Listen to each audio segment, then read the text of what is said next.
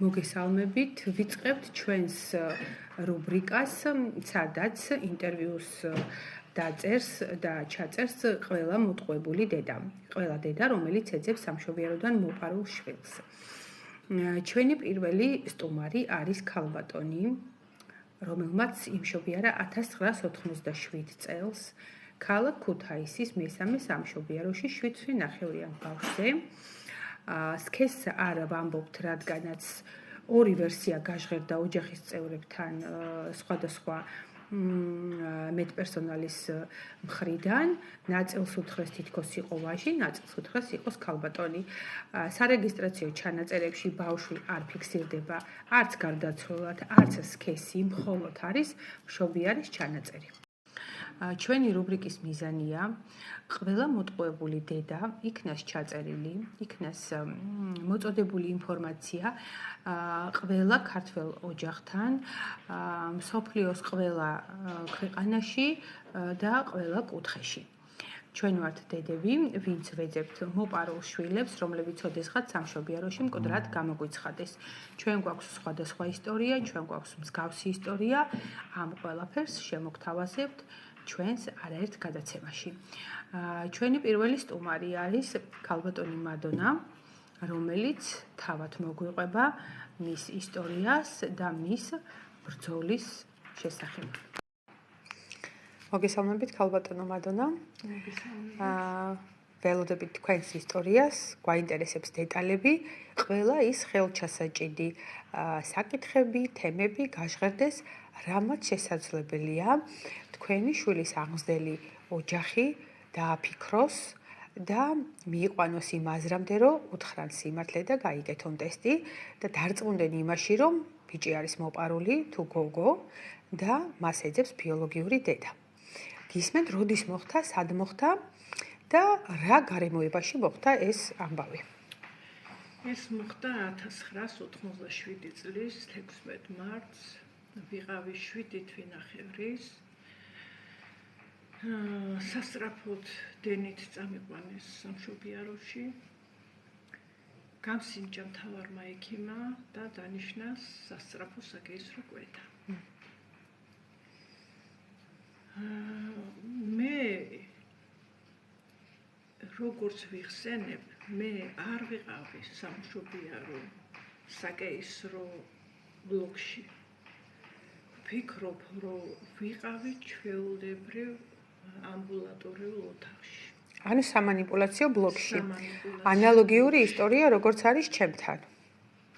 მე დიახ, აღვიდგინე ყველაფერი. ეს იყო 16 მარტი, ორშაბათი დღე, იყო შუა დღე, სასწრაფოდ დაგეგმეს ჩემი ოპერაცია, გამიკეთდა ოპერაცია. ბავშვს ველოდებოდი და თან ვფიქრობდი, რადგან ვიყავი ნარკოზი მქონდა გაკეთებული. დღეს არ მომიყვანებენ ხვალ მეორე დღეს. რა თქმა უნდა, ჩემი სიტუაცია იყო კრიტიკული, ბევრი სისხლი დაკარგეთ. ჩემები ძალიან ღელავდნენ ჩემზე. როდის გამოუცხადეს, მესმის ძალიან მძიმე თემა, როდის უთხრეს ოჯახის წევრებს, რომ ბავშვი გარდაიცვალა? იმ დღესვე გავიდა ერთ-ერთი მეტპერსონალი, რომელიც იყო ჩვენი ოჯახის ახლო ადამიანი და უთხრეს ჩემებს, რომ დედა კარგად არის, გადავარჩინეთ, ბავშვმა ვერ გადაიტანა და დაიღუპა. ისიც უთხრა, რომ არ გინდათ ბავშვის ნახვა, აღარ ამოგივათ თვალებიდან. მე იმ დღეს არაფერი არ ვიცოდი ბავშვის შესახებ, ჩემი ის მქონდა. მეორე დღეს მოდის ეს ჩვენი ოჯახის ახლობელი და მეუბნება, მადონა არ ინერვიულო. ისიც გოგო იყო, მესამე შვილიც გოგო იყო. რიგით ეს მესამე ბავშვი იყო? მესამე ბავშვი იყო რიგით? რიგით იყო მესამე შვილი და კეთილი ნებით დამაყვავა, რომ არ ინერვიულო, რადგან გოგო იყო მაინც მესამე შვილი. და ამ დროს ოჯახის წევრებს იგივე ადამიანი ეუბნება, რომ იყო ბიჭი. არა, სხვა ადამიანი. სხვა ადამიანი ეუბნება, რომ იყო ბიჭი. ჩემი მეუღლე როცა მოვიდა, გაიგო ჩემი სიტუაცია, მოვიდა იქ, უთხრეს, რომ დედა გადავარჩინეთ და ბავშვი ვერაო და რო შეეკითხა ბავშვი რა იყო? იყო სქესი, იყო ვაჟი. დღემდე არ ვიცი, ჩემი შვილი ვინ არის ვაჟი, ქალი, გოგო, ბიჭი. რომ არა პოლიციის დახმარებით აღზრული მაქვს საქმე, უკვე წლებია ვეძებ ჩემ შვილს. მე როგორც კი თქვენ სპეციალურად ამ საქმისთვის ხართ ჩამოსული, თქვათ რომ საზღვარგარეთ ცხოვრობთ, ხართ ჩამოსული ამისთვის, რადგანაც უკვე იმას მივახციეთ, რომ მიიღეთ დაზარალებულის სტატუსი. ჩართული არის საქმეში, ასევე სამხარეო პროკურატურა და ყველა სამართალდამცავი სტრუქტურები. მიმართე ყველას. თხოვნით თუ რა არ ვიცი, ისეთ მდგომარეობაში ვარ, კი მოგეხსენება ასეთი დედები დარწმუნებული ვარ, რომ ჩემნაირ დღეში არის. მოусვენრობა ვერ ვისვენებ, სანამ ჩემ შვილს არ ვიპოვი. თავისთავად.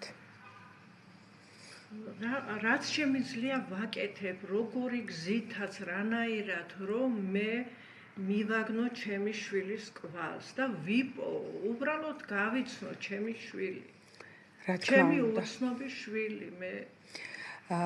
კიდევ მინდა აღვნიშნოთ ის, რომ თქვენ გაქვთ გამოტანილი სამშობიაროდან სარეგისტრაციო ჩანაწერები მხოლოდ სამიან გინეკოლოგო წიგნიდან, სადაც ქსეროქსებზე ფიქსირდება, რომ თქვენ მშობიარი ხართ, მაგრამ მეორე ფურცელზე არ არის გატარებული ბავშვი. ბავშვი არ არის საერთოდ დაწერილი, რა შემეძინა მე. ბავშვი რა სქესის შემეძინა არ არის, გადავხედე კვირეებს და იქ წერია ნაკლები კვირა, წონა წერია ძალიან პატარა, 7 თვინახევრის წონა არ წერია, აშკარად ეტყობა ჩანაწერს, რომ ეს ჩანაწერი არის გაყალბებული. თუ გაქვთ მოძიებული შვილების რიგითობა იუსტიციიდან გამოთხოვილი. პირველ რიგში მოვითხოვე შვილების რიგითობა, გავაკეთე ჩემი ოჯახის წევრზე მინდობილობა, რომ ეს საქმე მინდოდა ძალიან შემეხედა, აბა რა ეწერა. საერთოდ არ მიფიქსირდება 87 წლიანი მესამე შვილი. თუმცა სამშობიარო ჩანაწერებში ხართ. მხოლოდ იმ სამიანო წიგნის ჩანაწერში. ვეძებ, აბა გარდაცვალების მოწმობა ჩემი შვილთან დაკავშირებით, აბა რაიმე ჩანაწერი, გამოვითხოვე წინა წლები, შემდეგი წლები, არსად არ ფიქსირდები. არ მიფიქსირდება მესამე შვილი. მესამე შვილად მიწერია, რიგით მეოთხე შვილი ვინც ყავს. კი ბატონო, როგორც ჩემთან მესამე წერია რიგით მეორედ. ეხლა ვთქვათ ის, რომ საქმე აღძრული გვაქვს, ჩარეულია ყველა საჭირო სტრუქტურა, ველოდებით მომდევნო ნაბიჯებს და მანამ სანამ ჩვენ გავალთ და ესე ვიწვალებთ წლები ჩვენი შვილების კვალზე. რა მიმართვა გინდათ აღზრდელი ოჯახების მიმართ გააკეთოთ? მე ფიქრობდი ამაზე, რომ უდიდესი თხოვნა იქნება ჩემი აღზრდელი მშობლებს. ძნელია, ვიცი, ძნელია რომ უთხრან შვილებს, რომ ისინი ყავთ აყვანილი, მაგრამ დაგვიდექით მშობლებო, გვერდით, რომ უბრალოდ ჩვენ გავიცნოთ ჩვენი შვილები და ჩვენმა შვილებმა გაგვიცნოს ჩვენ. უთხარით სიმართლე, გაიკეთონ დნმ-ის ტესტი, რადგან ბევრ დედას აქვს უკვე დნმ-ის ტესტი გაკეთებული, მხოლოდ ვუყურებ, გავხსნი ტესტ, ვუყურებ, იქნებ ჩემი შვილი გამოჩნდეს, იქნებ ჩემი შვილი გამოჩნდეს. ძალიან გთხოვთ, უდიდესი თხოვნა მექნება ყველა გამზრდელ დედასთან და მშობლებთან. უთხრან შვილებს სიმართლე და გაუკეთონ დნმ-ის ტესტი. შესაძლოა თქვენ არც კი იცოდეთ, რომ გყავთ აყვანილი მოპარული ბავშვი, რომელსაც ეძებს მისი დედა და ოჯახი.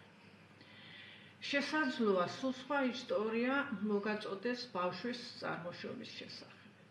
ამიტომ გთხოვთ, გადაამოწმოთ დნმ ტესტით მისი წარმომავლობა, რაც აუცილებელია თქვენი და ჩვენი შვილიშვილების მომავლისთვის. ნუ დავუშვებთ სისხლის აღრევას და ბავშვების გაუბედურებას. ეს იქნება ჩემი საბოლოო სიტყვა.